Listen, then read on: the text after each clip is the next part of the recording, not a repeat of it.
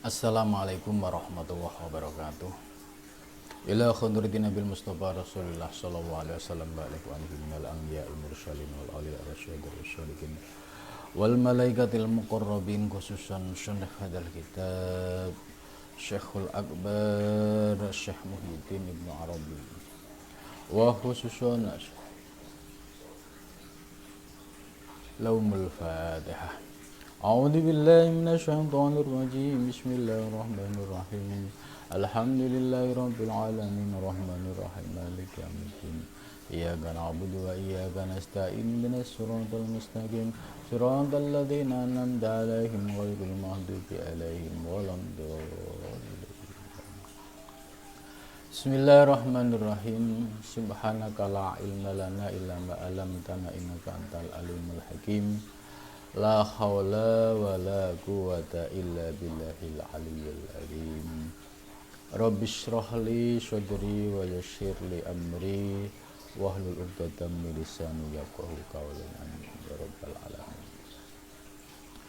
Qala musannif rahimakumullah wa nafa'na bihi wa bi ilmihi bidarini amin ya rabbal alamin. Pengajian pagi ini kitab Al-Futuhat Al-Makiyah melanjutkan dari kajian minggu yang lalu, yaitu bagaimana mensinergikan pemahaman antara al-khalq yaitu makhluk dan al-haqqu yaitu Allah Subhanahu wa taala. Syekh Muhyiddin Ibnu Arabi sudah memberikan guidance yang jelas bahwa zat yang wajibul wujud dan mungkinil wujud ya itu sesuatu yang berbeda. Maka Ibnu Arabi menjelaskan la yasihu ayyastami'a al-khalqa wal haqqa fi wajhin abadan.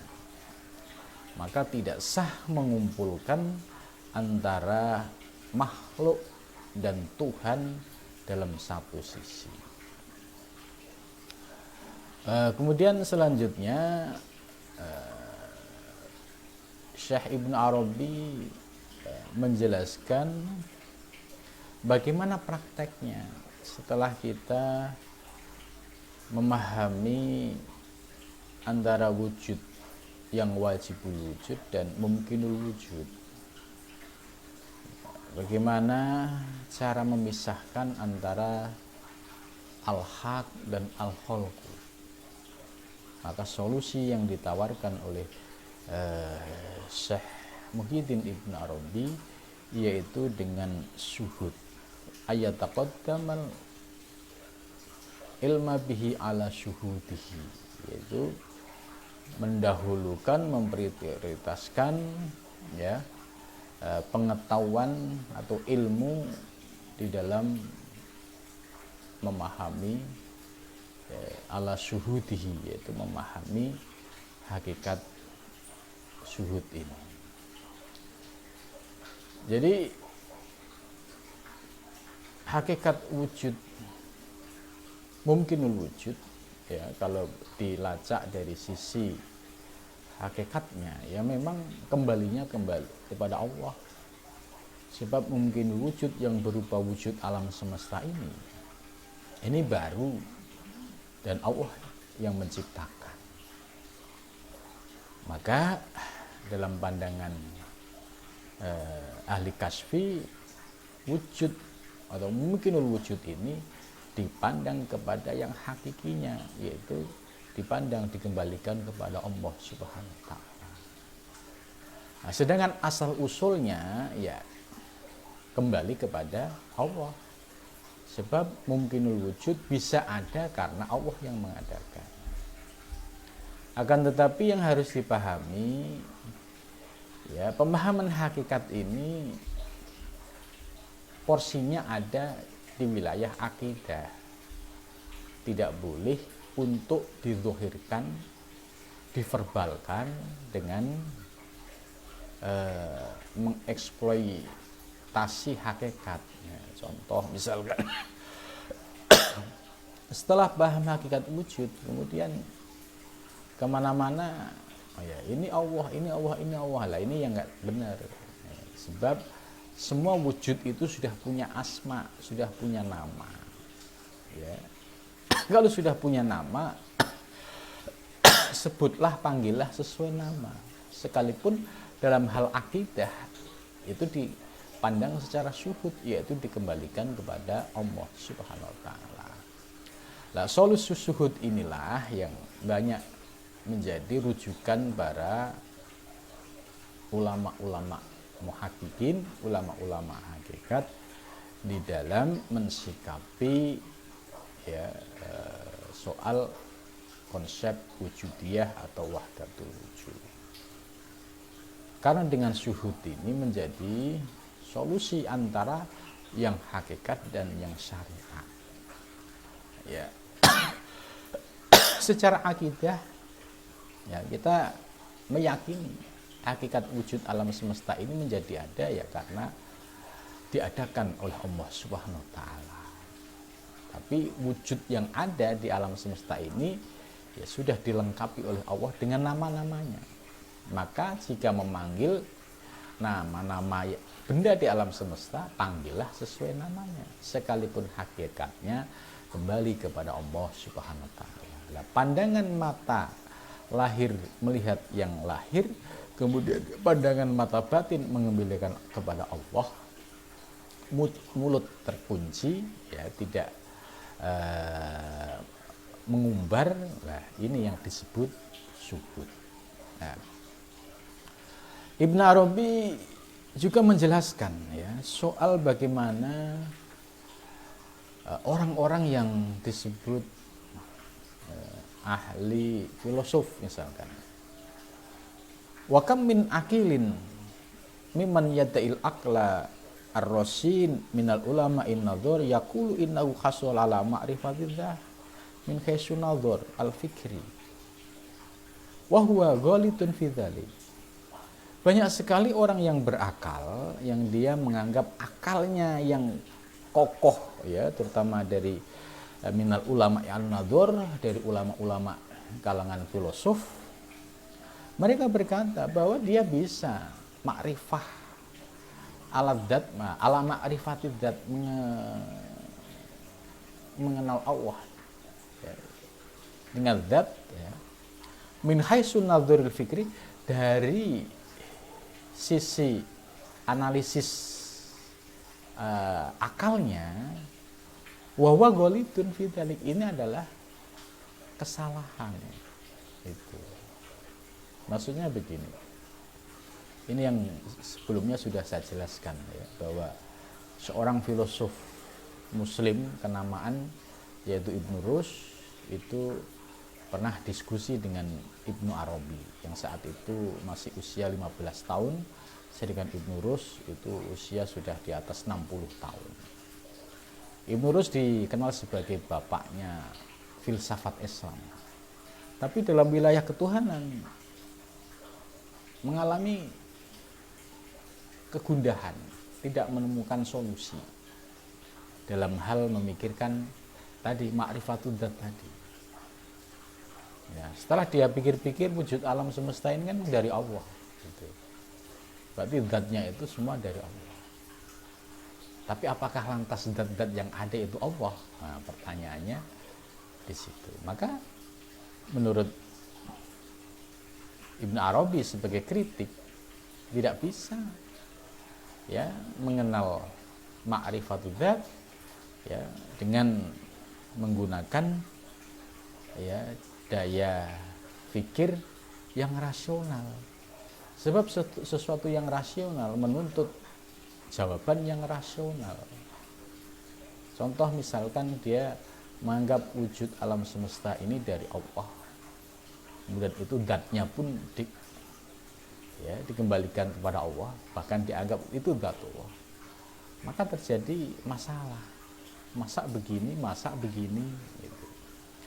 Maka pandangan yang pas dalam melihat objek tadi yaitu dengan mintoriki ahli kasfi, mintorikil kasfi, melalui metode kasaf. Kasaf itu memandang dengan mata hati ya. Mata lahiriah memandang objek, mata hati memandang mengembalikan kepada Allah Subhanahu wa taala. Ini yang disebut solusi dalam menghadapi ya kegaduhan ya dalam memahami hakikat wujud itu. Ya.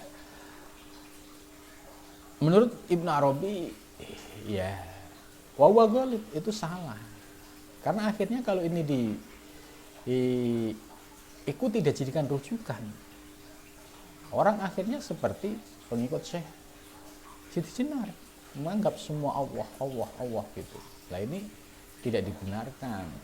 Nah, yang dikritisi oleh Ibnu Arabi itu tadi terjadi ilhad campur aduk antara al-khol makhluk dan al-haq Allah dicampur aduk menjadi satu. Nah, ini tidak dibenarkan. Harus didudukkan, ditempatkan secara proporsional.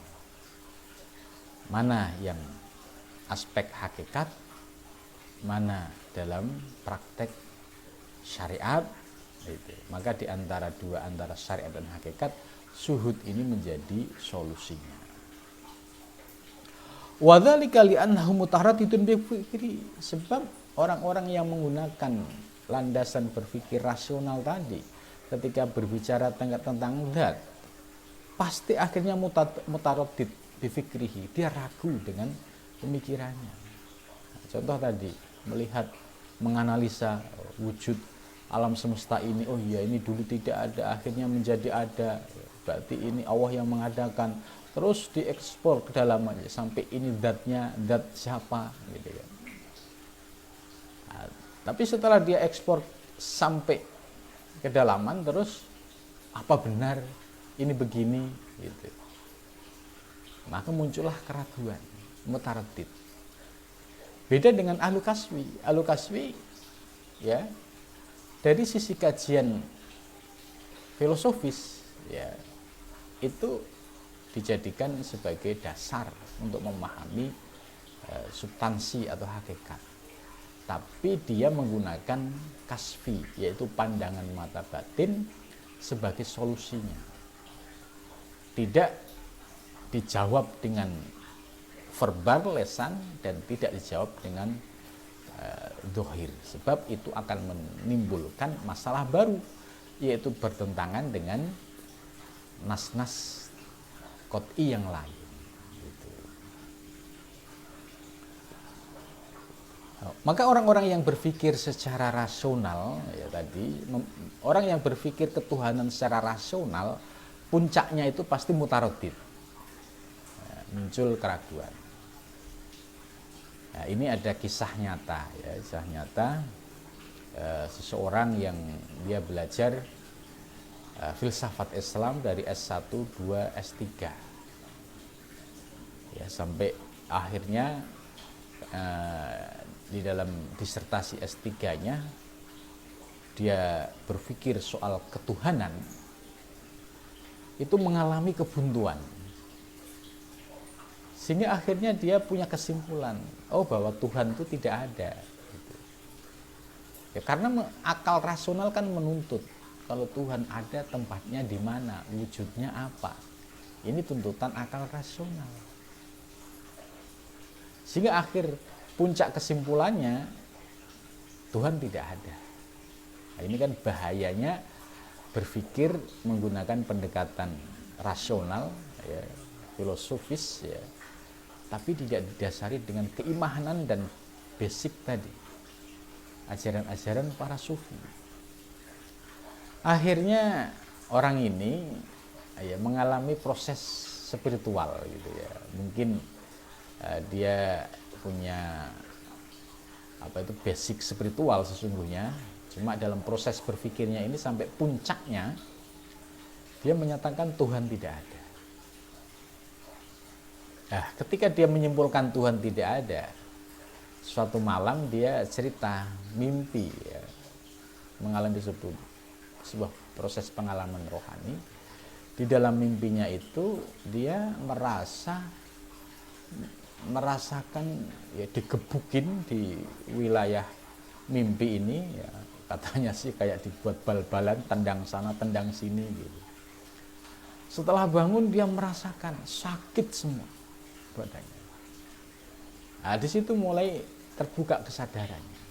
Oh iya ya, itu ternyata kesimpulan dia salah. Ya untung dibimbing oleh Allah melalui cara tadi, ditunjukkan sebuah peristiwa di alam mimpi, kemudian bisa menyadarkan. Gitu. Lah, ini apa yang disampaikan oleh Ibnu Arabi itu benar. Li'annahu mutaraddidun bi fikrihi. Pasti dia ragu dengan pemikirannya.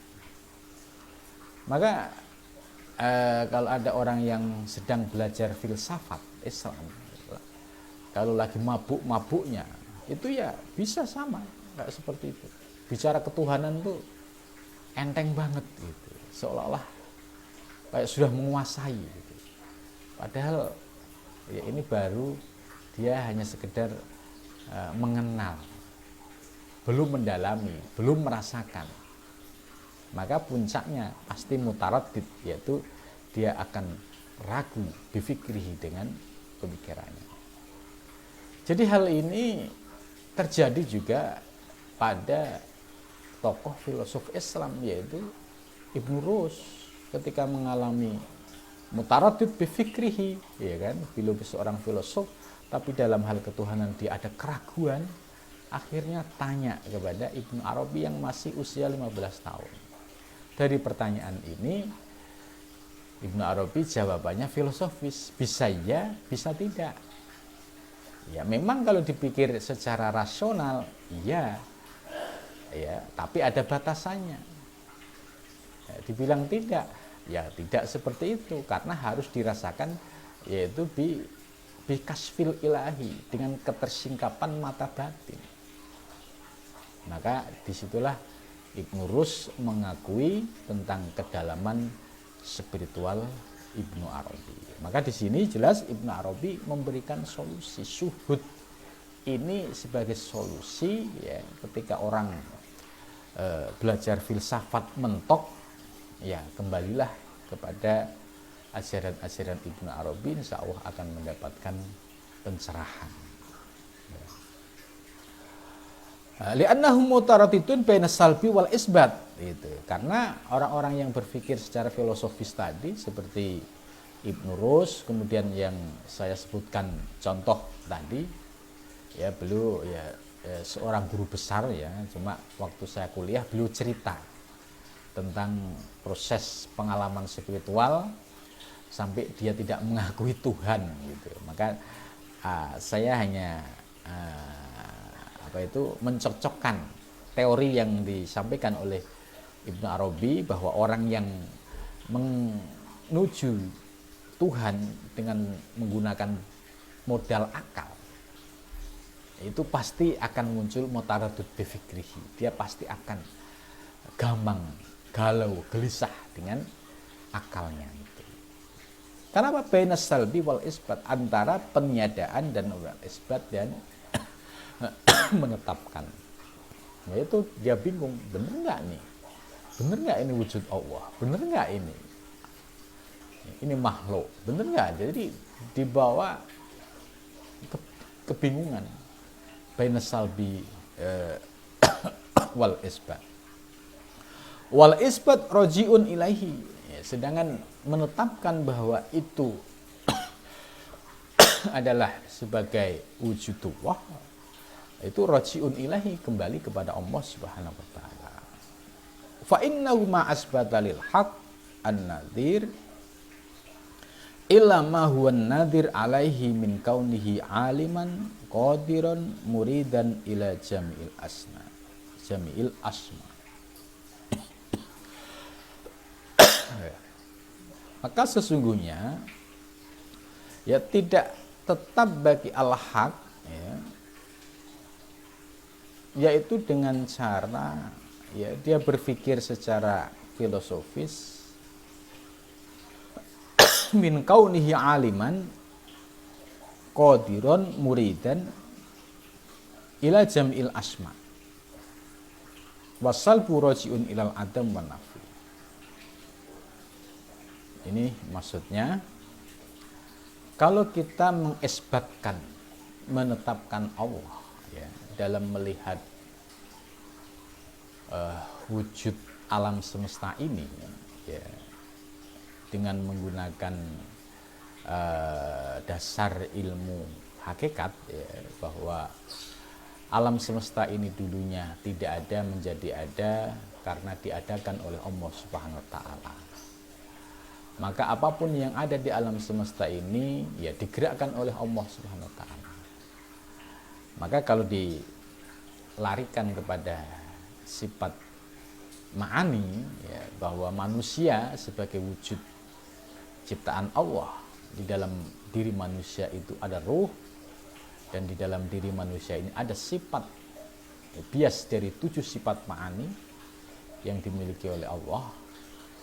Maka ketika manusia ini ya aktif ya dalam melakukan aktivitas, itu berarti kudrohnya aktif, irodahnya aktif, samaknya aktif, basornya aktif, kalamnya aktif ya. Kenapa? Karena di dalam dirinya ada ruh, dan ruh min amri robbi. Maka gerakannya ketika sudah menjadi perbuatan ya, itu kaunuhu aliman qadiron muridan ila jamil asya. Maka gerakannya misalkan dari sifat ilmu menjadi aliman, ya ini sebagai kenyataan bahwa ilmu yang dimiliki oleh seorang hamba itu ya hakikatnya ilmu milik Allah Subhanahu wa taala. Ya, manusia bisa bergerak. Hakikatnya manusia bergerak karena digerakkan oleh Allah Subhanahu wa taala. Manusia punya kehendak. Hakikatnya kehendak ini Allah lah yang punya kehendak. Mendengar, telinganya bisa mendengarkan. Karena apa? Karena hakikatnya Allah lah yang memberikan pendengaran itu. Jadi akhirnya bisa mengisbatkan semua yang ada di alam semesta ini kembali kepada Allah. Dari yang makrokosmos, alam semesta, semua bisa dikembalikan kepada Allah karena hakikatnya dulu tidak ada menjadi ada, semua Allah yang mengadakan. Begitu juga dalam diri kita, mikrokosmos. Ya, mulai dari wujud kita bisa mendengar, kita bisa melihat, kita punya ilmu, kita bisa punya kehendak. Itu semua hakikatnya adalah milik Allah Subhanahu wa taala. Ini yang disebut isbat, mengisbatkan sifat Allah ila jamil asya, kepada seluruh, ila jamil asma, kepada seluruh nama. Ini yang dimaksud oleh Imam Ibnu Arabi.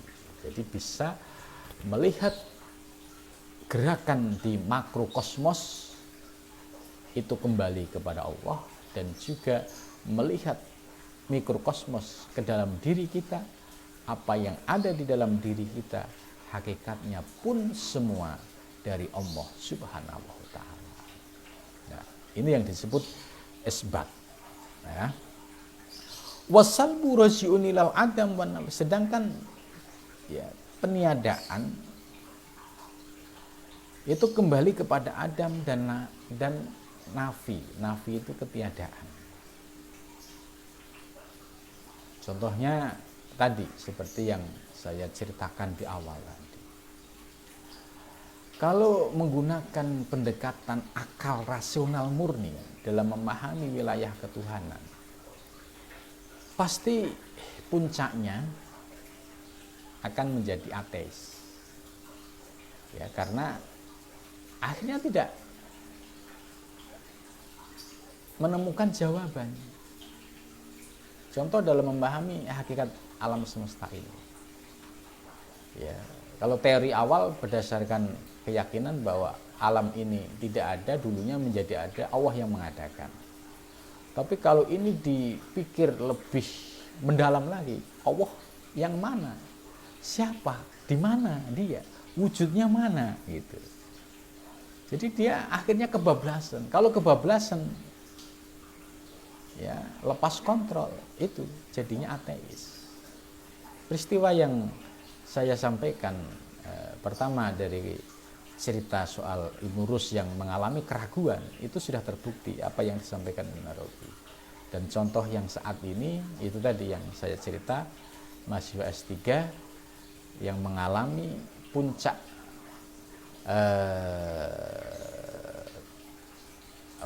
perjalanan dalam mencari kebenaran menggunakan pendekatan filosofis akal.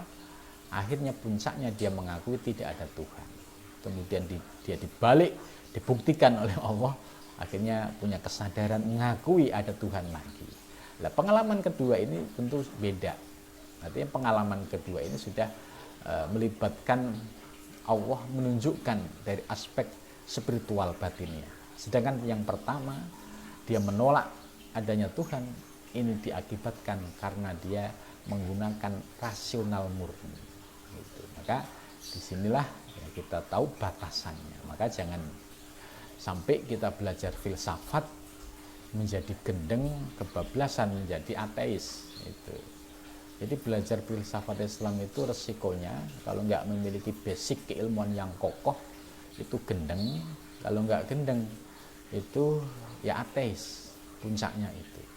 Ya kalau dia nggak ada petunjuk hidayah bisa kebablasan. Ini kan bahaya. Ya, kan sudah banyak itu cerita-cerita orang yang belajar filsafat sampai dia harus pindah agama ini gitu. Nah, ini harus didasari dengan akidah yang kokoh dulu. Karena akal ternyata terbatas.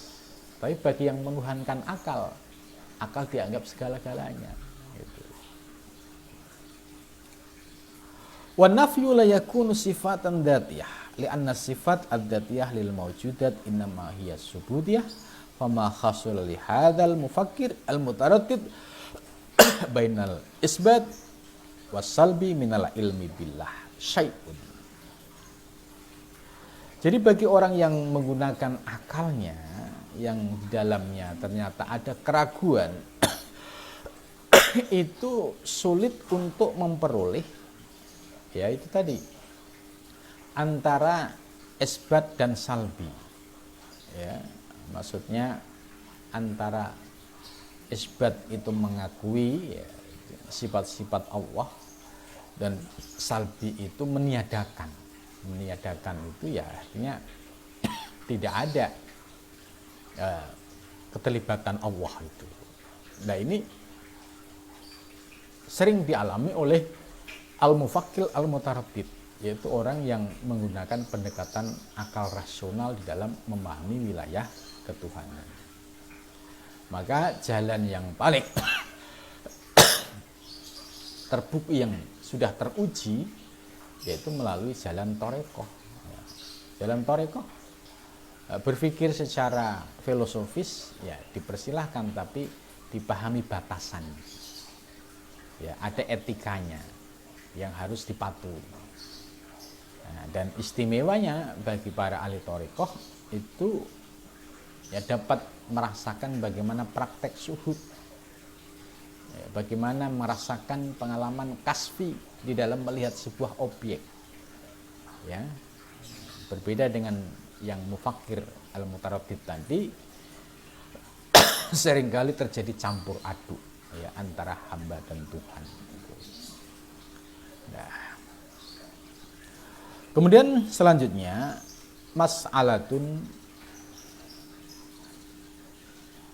anna lil muqayyad bi ma'rifatil muqtab wa dzatuhu la taqdihi wa kaifa yumkinu ayyasilal mumkin ila ma'rifatil wajib bidzat Wa ma min wajhin lil mumkin illa wa yajuzu al adam wa dusur wal iftikar falaula jama'a bainal wajib bidatihi wa bainal mumkin wajhun la jaza alal wajib ma jaza alal mumkin min dalikal wujud minat dusur wal iftikar wa hada fi haqqil wajib muhalun wa isbatu wajhi jami'i bainal wajib wal mumkin muhalun wa inna wujuhal mumkin tabi'atun lahu wa huwa fi nafsihi yazuzu 'alal adam wa tawabi'uhu ukhra wa haqqu akhra ya wa haqqu bihanal hukmi wa sabadal mungkin ma sabadalil wajib bidat min dalikal wajhi al jami wa ma sama syai'un sabadalil mungkin min haitsu ma huwa sabidul wajib bidat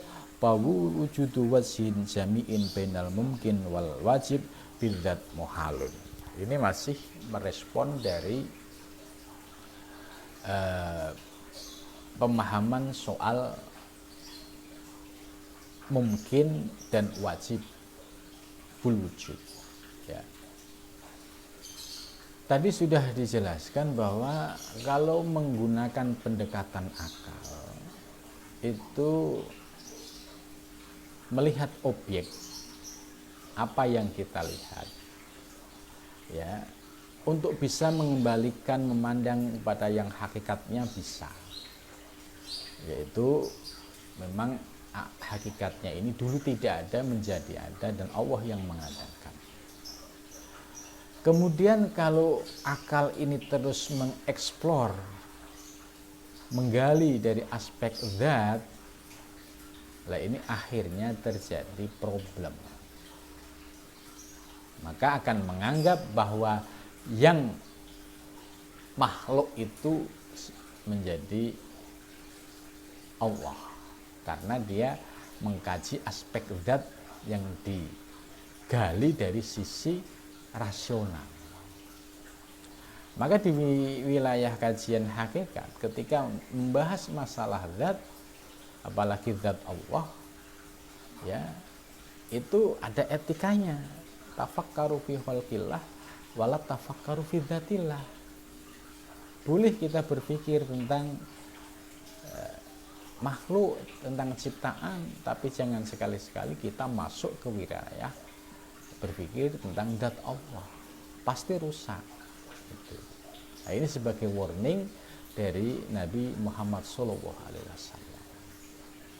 Maka dalam melihat objek, ini konkretnya ya supaya kita mudah memahami bahwa bagi kalangan ahli kasfi dalam melihat objek, ya wujud yang ada di alam semesta ini dilihat dengan mata lahir, tapi batiniahnya, mata hatinya bisa memandang dan mengembalikan kepada Allah. Ini yang selamat, tidak mencampur aduk. Nah, sebab kalau menggunakan pendapatan akal yang rasional tadi, mulai dari hakikat alam semesta, oh ya, alam semesta dulu tidak ada menjadi ada, kemudian sampai berpikir tentang zat-zat yang ada di alam semesta, akhirnya kalau kebablasan, ya kebablasan, nah, itu berarti zat Allah itu. Nah, kalimat ini yang tidak diperkenankan.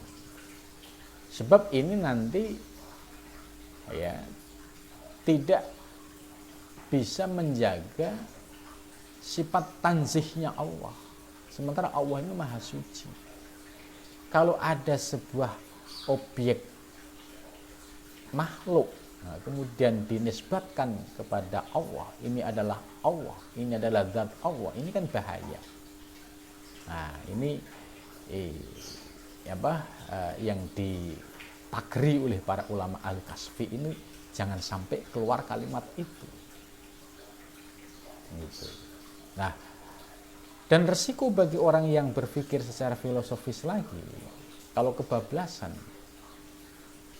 ya dia melihat wujud alam semesta, ya hakikatnya dulu tidak ada, sekarang ada, sekarang wujud nyata, terus dia akan bertanya, gimana Allahnya? Nah, gitu. Ini kan juga bahaya juga. Gitu. Akhirnya muncul tadi mutaradid, keraguan. Benar nggak sih ini dari sisi aspek dat ini memang kan dulu tidak ada menjadi ada, ini menjadi nyata, ini kan datnya siapa? Ya. Kemudian ke satu sisi kalau kebablasan, kalau ini milik Allah, mana Allahnya? Jangan-jangan ini hanya proses alamiah gitu kan, muncul keraguan.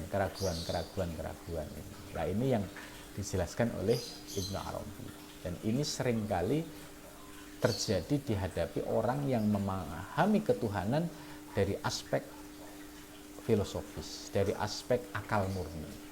Ada keterbatasan, tidak tuntas. Maka Ibnu Arabi ya memberikan solusi, yaitu dengan menggunakan pendekatan syuhud tadi. Syuhud itu ya berpikir secara eksploratif, berpikir secara filosofis, tapi akal digunakan untuk berpikir, kemudian mata digunakan untuk melihat objek, tapi mata hati digunakan untuk memandang dan mengembalikan kepada Allah Subhanahu wa taala, sehingga tidak terjadi tumpang tindih. Itu sebab kalau diucapkan ya, itu juga merusak tatanan syariat, karena pasti akan berbenturan dengan nas-nas qot'i ya, seperti contoh laisa kamitslihi syai'un gitu. Misalkan tadi orang yang berpikir dengan filosofis ya soal hakikat, nah, kemudian dia sampai puncaknya oh ini berarti zat Allah, ini berarti ini Allah. Ini kan bahaya. Nah ini yang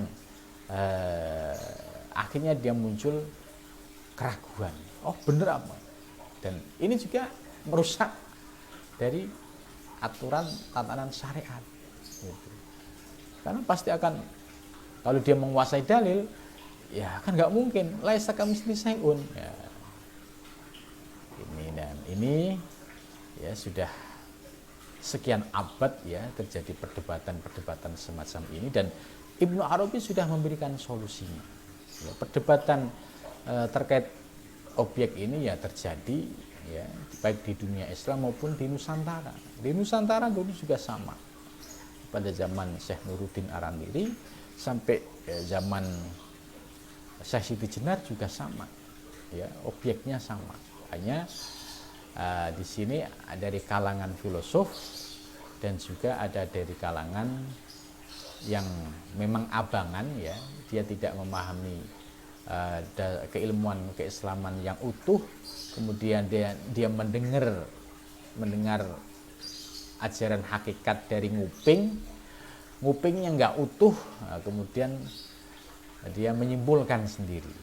Nah, itu yang sering saya ceritakan, kasus muridnya Syekh Siti Jenar yang mengaku dirinya Allah, itu salah satu contoh ya di dalam syarat sendiri bahwa itu terjadi dulu di Jawa.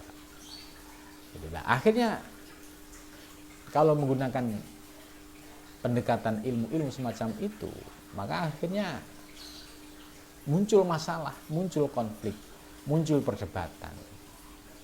Bagaimana supaya tidak terjadi perdebatan tapi pengamalannya pas? Nah, ini yang diberikan solusi oleh Ibnu Arabi, yaitu dengan praktek syuhud. Dan praktek syuhud ini hampir semua para ulama thariqah ya, mereka mengamalkan ajaran-ajaran hakikat dengan praktek syuhud tadi. Secara lahir mereka tetap disiplin dalam wilayah syariat ya, berpegang pada nas-nas qot'i, tapi secara hakikat dia menikmati, merasakan keindahan ilmu-ilmu hakikat di balik aspek syariat, kemudian diamalkan dalam thariqah hingga akhirnya berbuah kemakrifahan. Nah, inilah yang menjadi pegangan para ulama sufi atau ulama-ulama ahli thariqah, sehingga tidak menimbulkan gejolak, tidak menimbulkan keanehan-keanehan dalam prakteknya. Jadi, jangan sampai orang ngaji ajaran Ibnu Arabi menjadi mabuk, menjadi nggak karuan. Itu bukan salah ajarannya, tapi salah yang memahaminya. Coba kalau ngajinya tuntas, itu pasti tidak terjadi masalah. Begitu juga bagi orang yang kontra terhadap ajaran Ibnu Arabi. Dia tidak paham, tidak ngerti, hanya kata orang ikut-ikutan nyesatin.